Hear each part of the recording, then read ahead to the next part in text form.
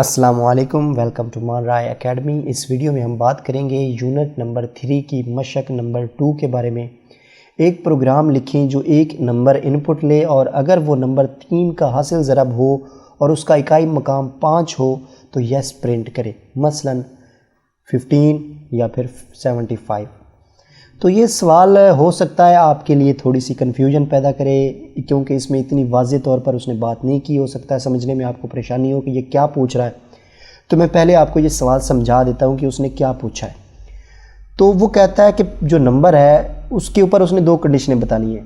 यानी यहाँ पर उसकी पहली कंडीशन ये है कि वो 3 का हासिल ज़रब होना चाहिए, जो नंबर आपका है वो 3 का हासिल ज़रब हो। और दूसरा जो कंडीशन है वो ये है कि वो 5 का इकाई मकाम भी हो, तब आपने यस प्रिंट करना है। अब 15 को देख लेते हैं। 15 जो है इसको 3 का हासिल ज़रब है, जी बिल्कुल है, 3 × 5 तो ये 15 है। और 5 जो है ये इस तरह की जो चीज़ आप इकाई मकाम इसका जो है वो 5 है। तो यहाँ पर आप देखें कि ये 15 जो है ये 3 पर डिवाइड हो रहा है और इसका जो रिमाइंडर है वो 0 बच रहा है। लेकिन ये 5 पर भी डिवाइड हो रहा है, 5 को 3 पर यानी कि ये 5 पर भी डिवाइड हो रहा है। तो अब इस सूरत में ये यस प्रिंट करें।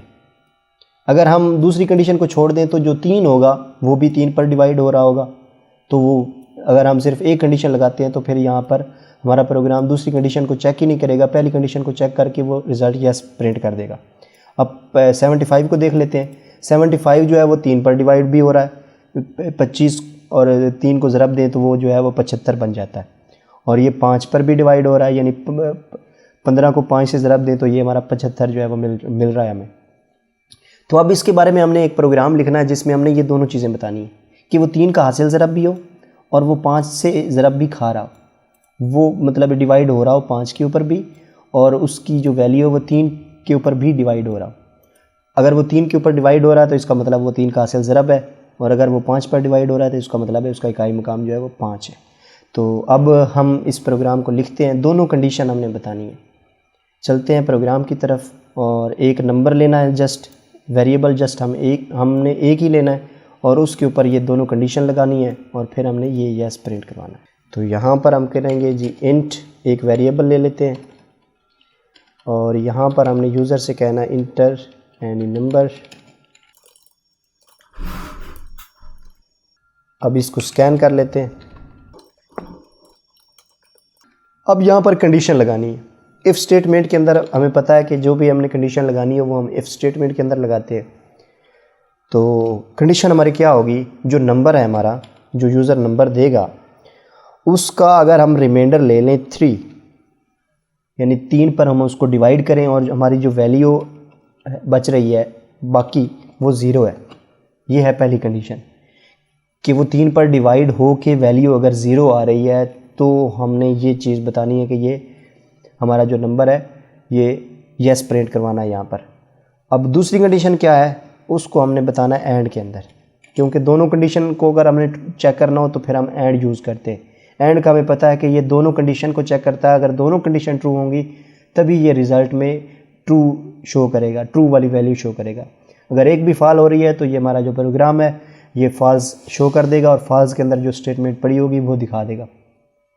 तो दूसरी कंडीशन क्या है, वो ये है जी n1 को हमने डिवाइड करना है 5 के ऊपर और इसका मॉडलू जो है वो देखना है कि ये 0 आ रहा है या नहीं, यानी कि ये रिमाइंडर इसका वो 5 पर डिवाइड होने के बाद रिमाइंडर 0 आ रहा है या नहीं। अब अगर ये नंबर हमारा 3 पर डिवाइड होकर उसकी जो उसका बाकी है वो 0 बच रहा है, और दूसरी सूरत यह है कि वो 5 पर भी डिवाइड हो रहा हो और उसका जो बाकी है वो 0 बच रहा हो, तो फिर हमने यस प्रिंट करवाना है। तो अब हम क्या करेंगे, प्रिंट एफ, यहाँ पर हम करेंगे यस।